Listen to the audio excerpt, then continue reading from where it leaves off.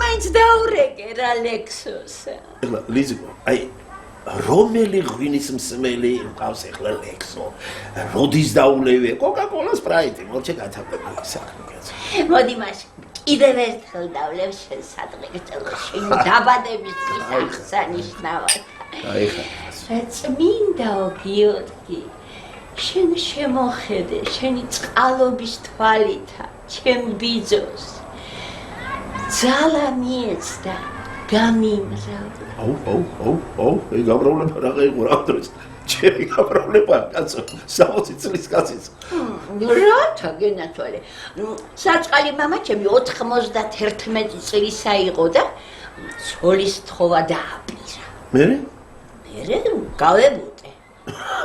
აბა როგორ? დედა ჩემი მიწაში იწვეს და შენ კი ვიღაც მოიყვანო და აპარპაშო ჩვენ სახლში. მას რანაირად რა უკვე დანიშნული ყავდა. ოყანილი ყავდა. ახალგაზრდა უმშვენიერესი, ულამაზესი. აი ისა.